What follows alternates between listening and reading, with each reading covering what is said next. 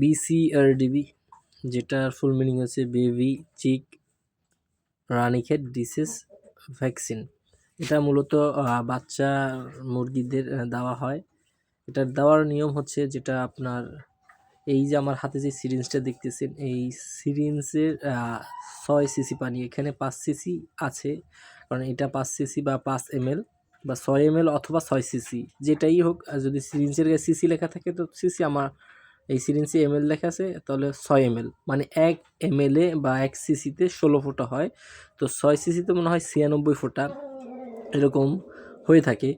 তো যেহেতু এটা 100 মুরগির ডোজ, সেক্ষেত্রে আমি এটাকে 6 সিসি হিসেবে নিচ্ছি, মানে 96 ফোঁটা হবে। আমি 96টা মুরগিকে দিতে পারবো।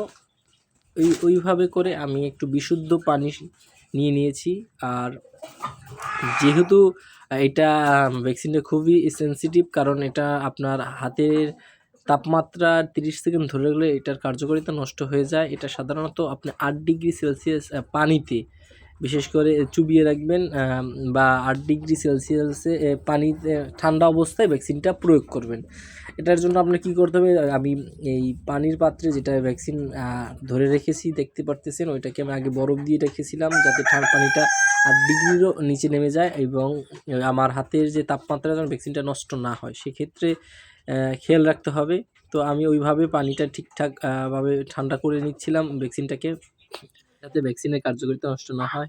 এবং 1 সিসি পরিমাণ পানি আমি নিয়ে নিয়েছি এবং ইনজেকশনের মাধ্যমে ওই ভ্যাকসিন আমি এটা পুশ করে দেব, এবং পুরো পানিটা যখন টেনে নেবে ওই ভ্যাকসিনের ভিতরে, আস্তে আস্তে আমি আবার পুনরায় সেই পানিটাকে টেনে বের করে আমার যেই পরিমাপ করা পানি আছে তার সাথে গুলিয়ে নিতে হবে। দেখেন আমি কীভাবে গুলিয়ে নিয়েছি আগেই, এবং টেনে টেনে বের করতেছি পানিটা কিছু অংশ, এভাবে পুরোটাই বের করে নেবেন।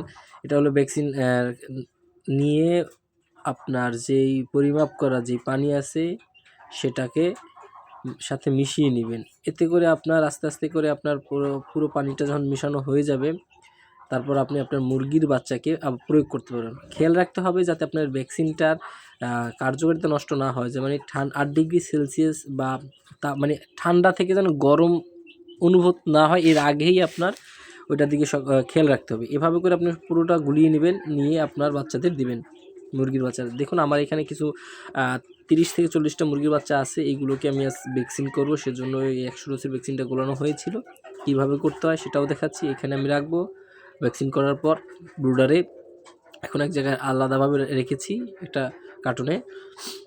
প্রত্যেকটা মুরগির চোখে 1 ফোঁটা করে দিয়ে দিবেন, দিয়ে আলাদা করে রাখবেন, কারণ দেখা যায় একসাথে রাখলে মুরগির মিক্স হয়ে যেতে পারে। সেক্ষেত্রে আপনার খেয়াল রাখতে হবে মুরগি যাতে যাকে দিয়েছেন পুনরায় যেন আরও দেওয়া না হয়, তাহলে মুরগির সাইড ইফেক্ট হতে পারে। এভাবে করে আপনি এক এক করে প্রত্যেকটা মুরগিকে 1 ফোঁটা করে একটা চোখে দিয়ে দিবেন। এতে করে মুরগির যে 7 দিনের যে ভ্যাকসিনটা এটা হয়ে যাবে, এবং মুরগির যে রানীক্ষেতের যে প্রবলেম বা তাই আমাদের দেখা দিবে না ব্রুডিংয়ের ক্ষেত্রে। যাতে দেখুন আমি দিচ্ছি প্রত্যেকটা বাচ্চাকে, এটা দেওয়ার আগে ফেলে দিচ্ছি 1 ফোঁটা, আবার অন্য চোখে দিয়ে দিই 7 দিনে বা 5 দিনে। এভাবে করে আমি প্রত্যেকটা মুরগিকে দিয়ে দিই।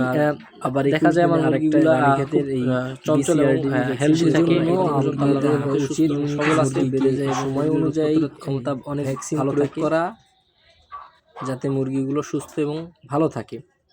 আজ এই পর্যন্তই। আমি দেশি খামার থেকে শুভ বলছিলাম। আপনারা ভালো থাকবেন। আল্লাহ হাফেজ।